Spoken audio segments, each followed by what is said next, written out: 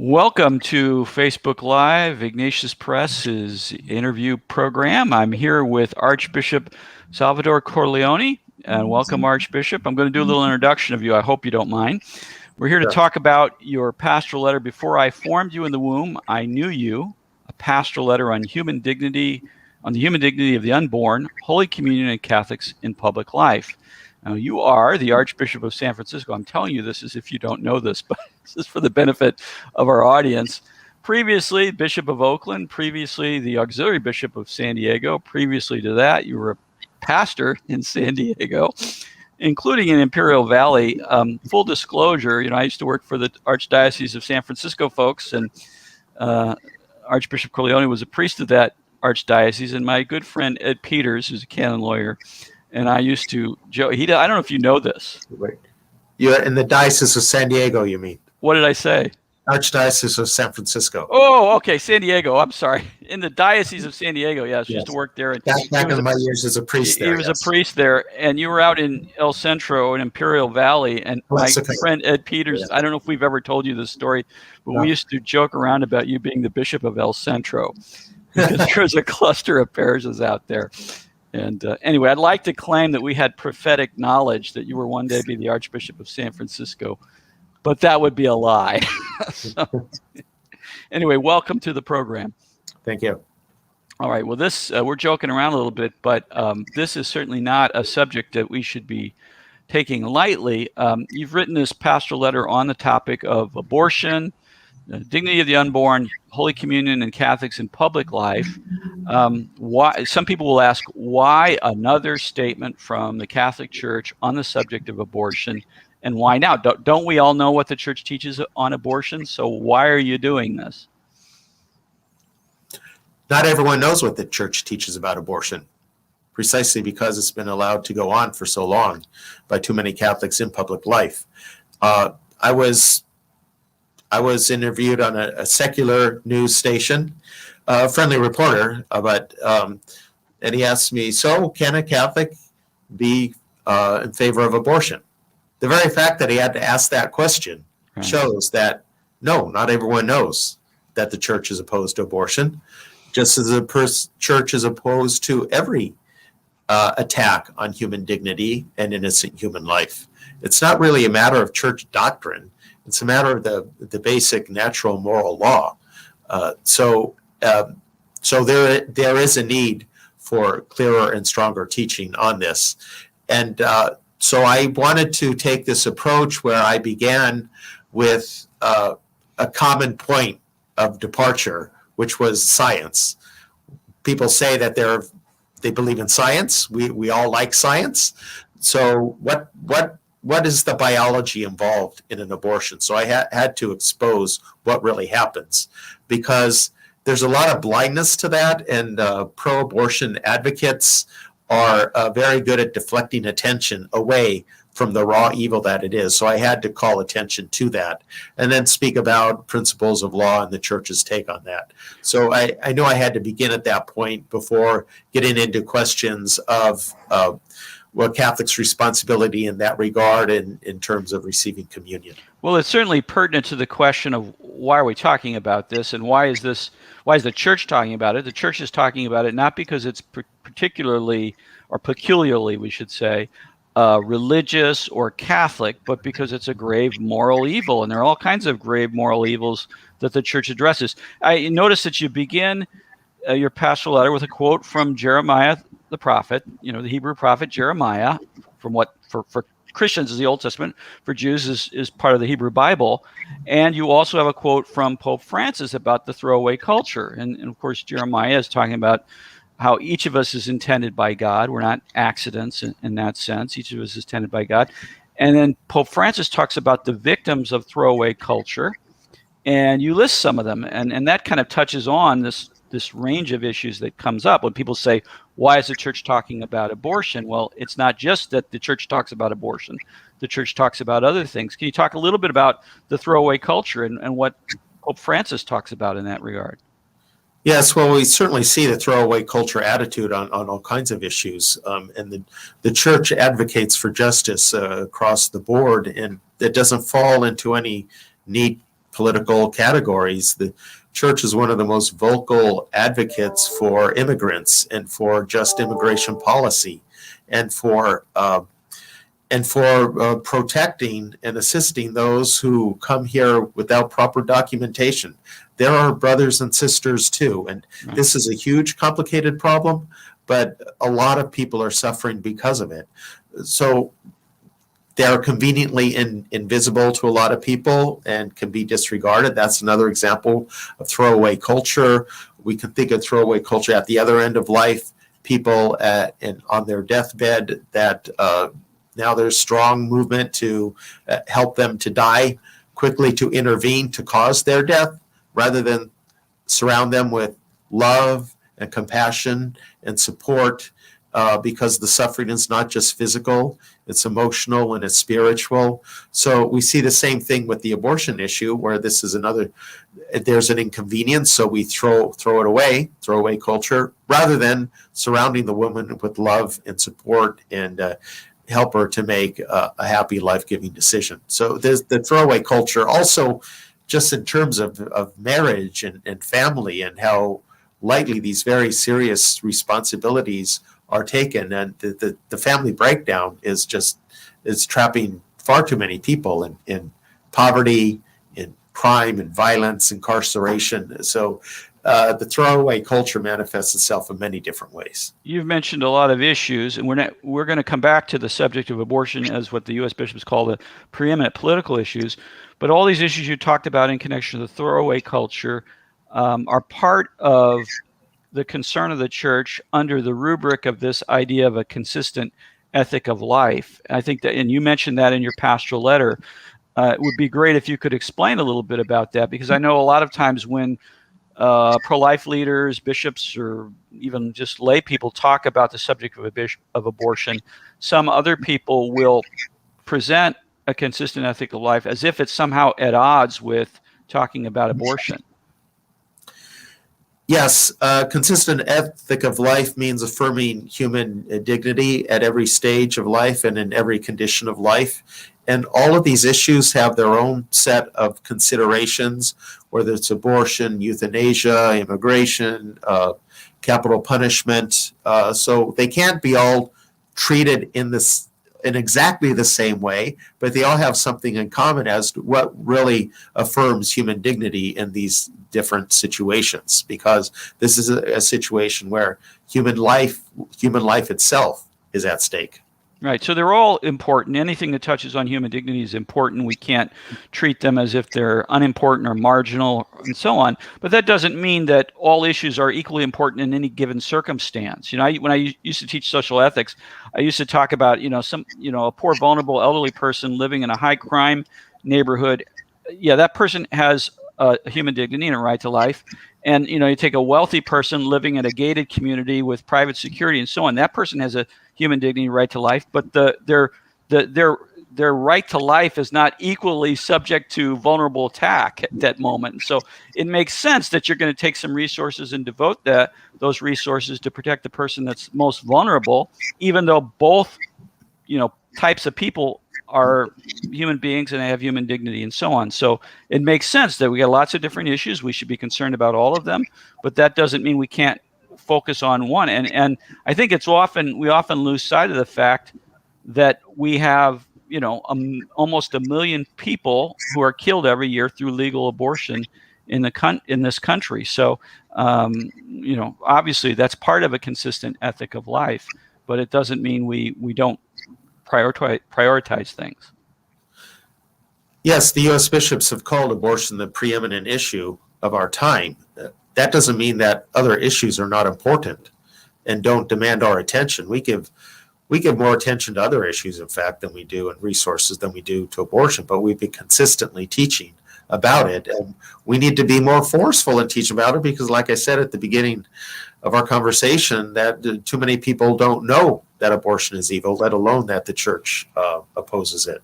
So it's preeminent for a number of reasons, just simply the number of lives that are lost. As you said, about 1 million a year since the Roe decision alone in only the United States, 66 million babies murdered in their mother's wombs. That's not counting abortions that were going on before 1973 in the United States. That's not counting other countries of the world. Just in the last 50 years in the United States, 66 million babies murdered in their mother's wombs. Can we begin to fathom the depth of this evil?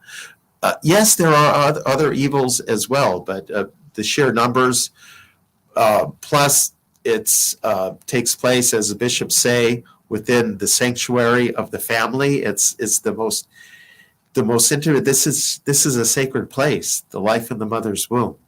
And it's not as if this is happening contrary to our laws. We have murders, in the country that occur, of people who've already been born.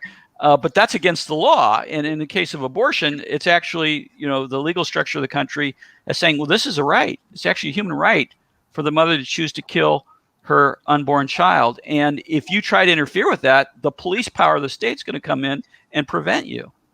Yes, although I will take some exception to the way you phrased it, not that you intended to, that a mother chooses to kill the baby. All too often she doesn't have a choice, and that's the problem. Only women in families of means have a real choice. Right. The problem is they don't have choice. If women had real choice, the abortion rate would go way, way down. Now, I know this from people who assist women in these crisis situations. So, from San Diego, the Culture of Life Family Services is one. We're trying to start another pro-life or crisis pregnancy clinic. Well, it's more of a all-around women's health care, the Bella Clinic. So I'm so proud of my fellow Catholics who operate these clinics for women. And I like to tell them that they're the ones who are really pro-choice, because they will help the woman exercise every choice except one. So there's adoption, and there's different kinds of adoptions. There's open adoption, and other ways of putting it. They'll walk her through the adoption, help her get, if she needs job training, how to fill out a resume. They help her not just with the medical needs, with the emotional and spiritual needs. They have I know Cultural Life Family Services has a therapist on hand. She needs therapy. They tried, if she came from a faith tradition, try to connect her back to her church or her faith tradition to get the spiritual support that they need. They do have a spiritual counselor there as well. And so it's wraparound care, and it's not just up till the time the baby's born. It's after the baby's born, too. They provide her with whatever she needs, though, blankets, diapers, baby formula, whatever. So this is how we show that we are really pro-life. Amen. That we care for the woman, the mother, and the baby, help her put her life back together so she can make a happy choice and not have to bear this very deep scar of having the baby within her put to death because she really, really, at the end of the day, had no choice in the matter. That's very well put. And of course, so oftentimes we hear the charge that pro-lifers are only concerned about the life of the child, or they're only concerned about not having an abortion. They're not concerned about the mother. They're not concerned about what happens after the child is born. And those of us who've been involved with the pro-life movement for many years know that is just false. That is just not true. It's not only false; it's the reverse that's true. So how come they want to keep her ignorant? The pro-life crisis pregnancy clinics, most of them have a sonogram, often 3D sonograms. And I know Cultural Life Family Services tell me that. Some women go in there thinking they're going to have an abortion, and then they give her information about what's going on inside of her, and they show her the 3D sonogram. 95% of them change their mind. But how can a woman change her mind and give birth if she's not given the support she needs to make that choice? That's right. So where are those who say that they're for the woman? Why don't they want her to have information about what an abortion really involves?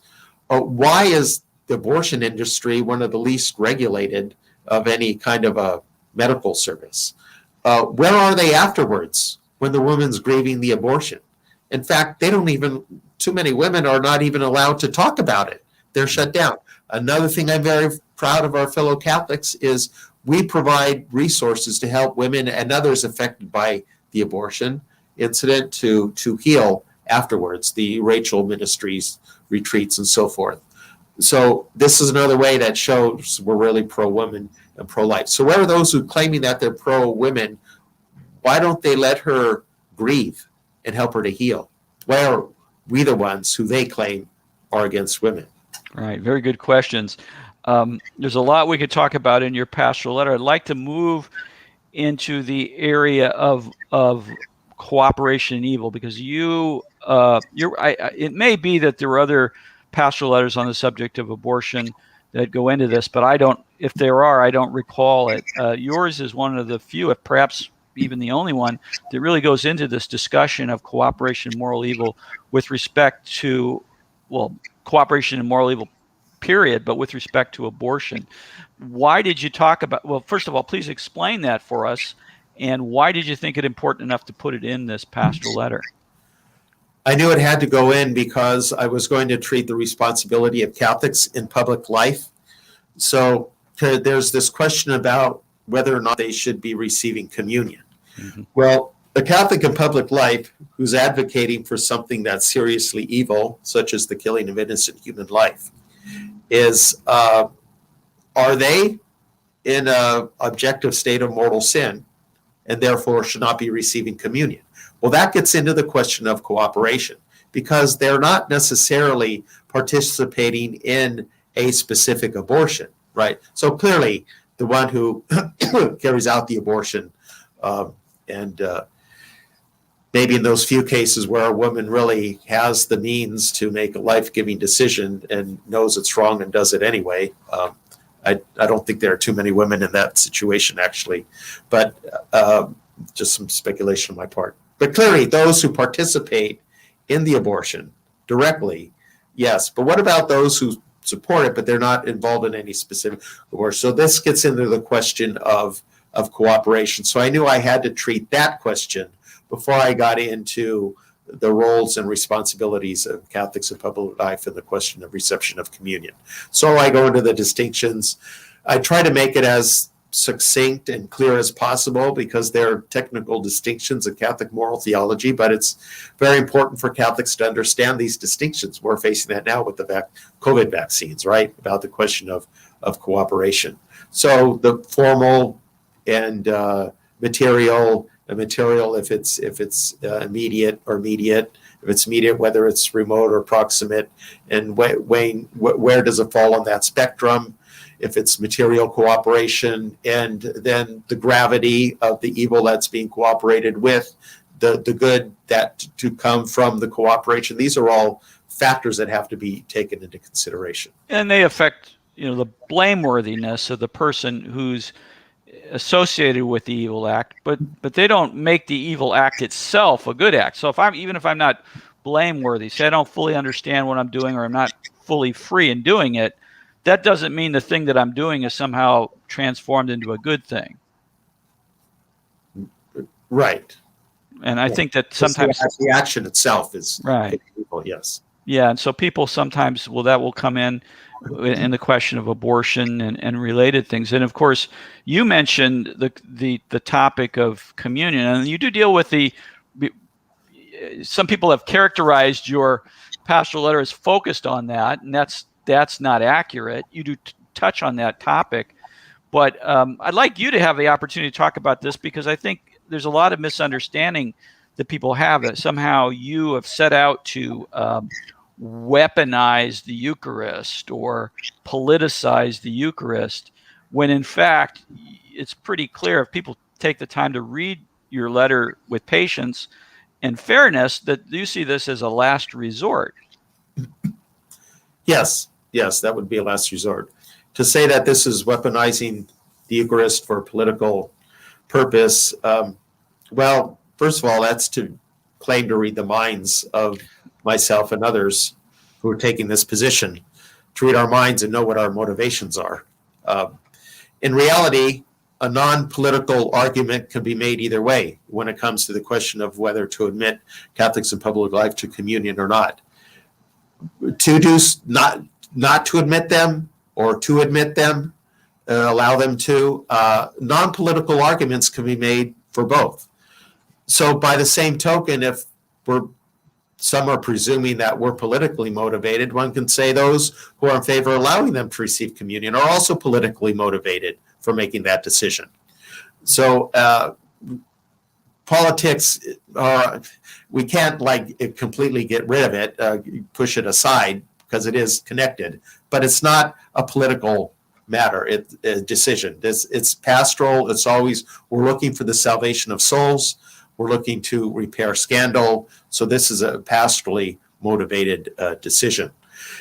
And it's not like this is the first time this has ever happened. So Right. I give the examples, right, in a sidebar in the Pastoral Letter of the civil rights era and Catholic archbishops who were taking similar action. There's the most famous, not the only, but the most famous was Archbishop Rummel in New Orleans, who actually excommunicated 3 Catholics in political life because they were opposed to his plan to integrate the schools.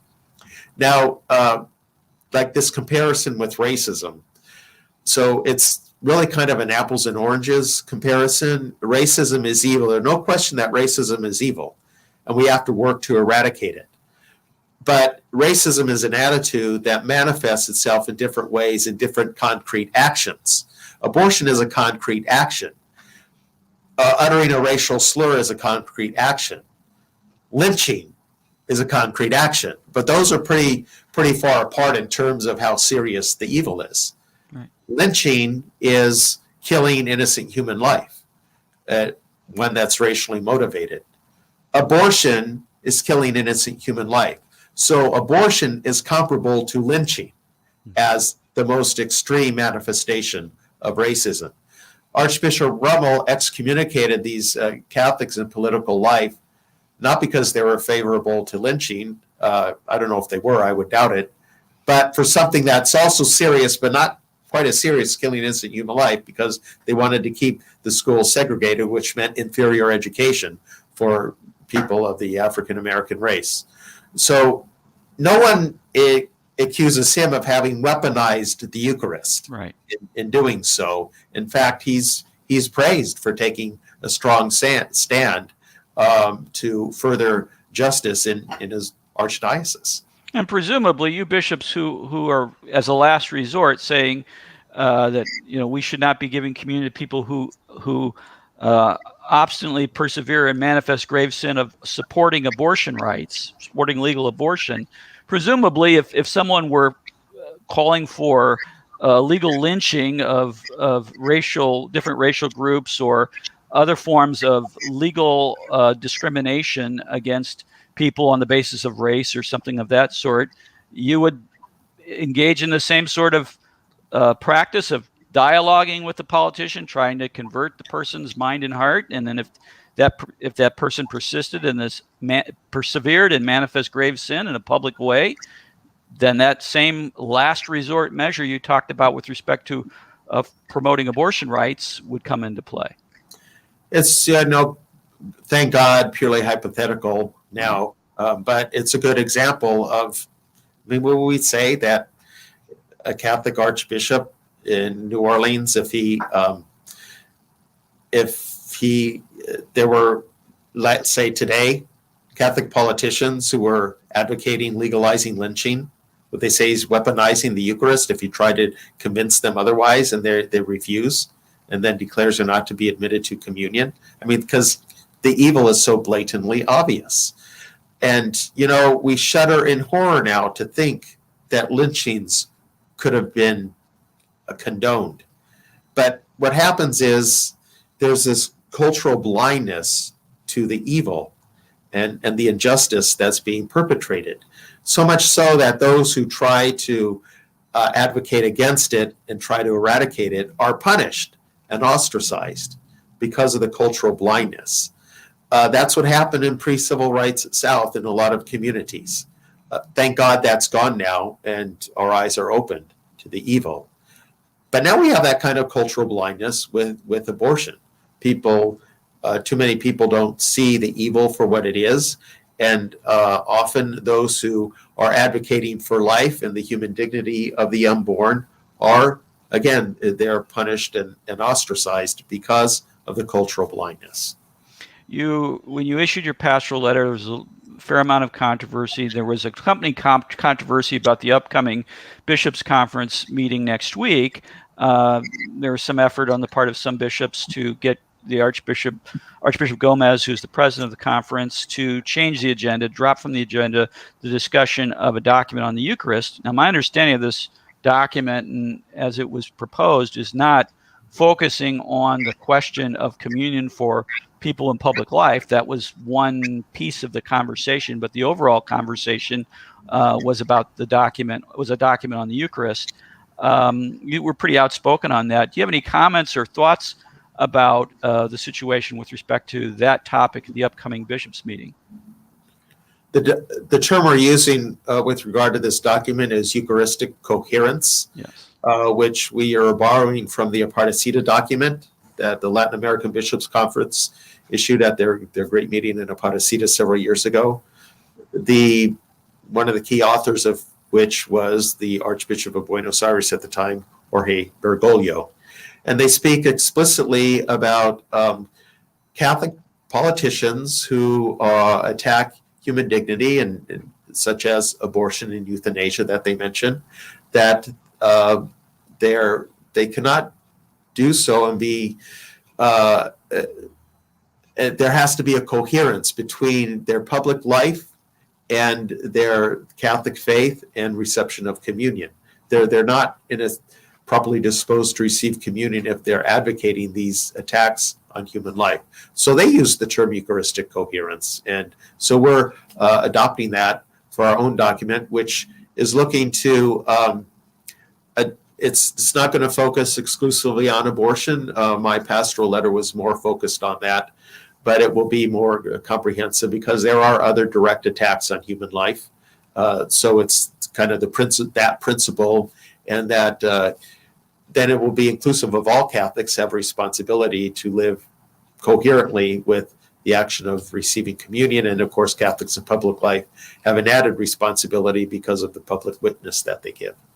Now, one of the issues that arose was whether or not this conversation, because of the letter that Cardinal Ladaria from the Congregation for the Doctrine of the Faith sent the Archbishop Gomez, whether or not there should be this conversation at all. Doesn't there need to be more time and so on? And I know that your view, at least in terms of what was published, your view was that no, we should go ahead and have the conversation. Is there any reason you think that the conversation shouldn't begin among the bishops at the June meeting, just because the June meeting isn't an in-person meeting? No, I don't. I think some bishops have a concern that it's a sensitive topic and we need to discuss it in person. But the administrative committee, the administrative committee has the authority to set the agenda for the meeting, right? And at the administrative committee, it was voted overwhelmingly to put on the agenda, knowing that it was going to be a virtual meeting, because we're only voting to approve the writing of this document. Then the doctrine committee will do its work in writing the document. So there will be a document of the full body of bishops. The procedure is when there has to be a vote to approve that will issue this document.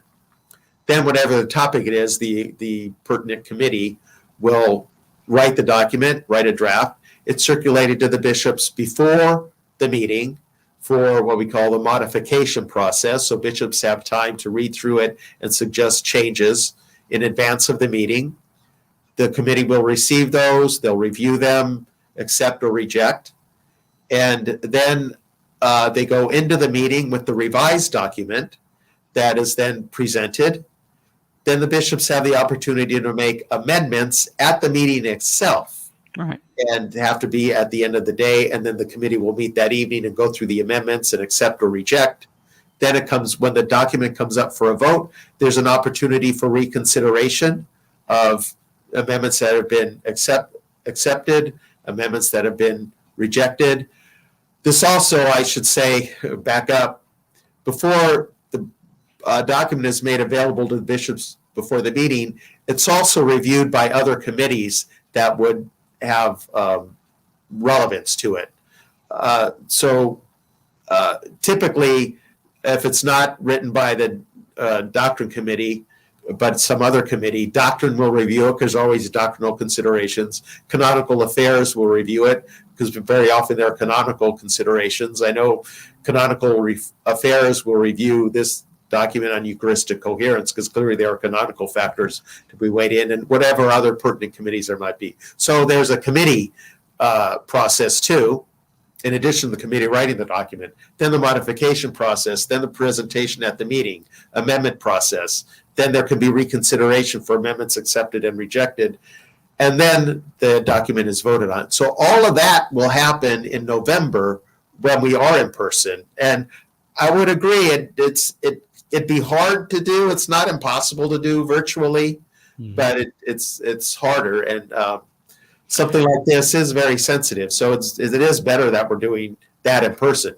But as far as this June meeting coming up next week, it's a matter of just approving whether or not to issue this document. And presumably the bishops who supposedly, we don't know, because some of the bishops are saying, well, I never saw the letter, but my name is attached to it. But presumably the bishops who are associated with this letter that was sent to Archbishop Gomez asking him to take the topic off the agenda, if they want to voice concerns about not proceeding with the document, and they want to express the need for more time and more conversation outside of a virtual meeting, they're free to do that, are they not?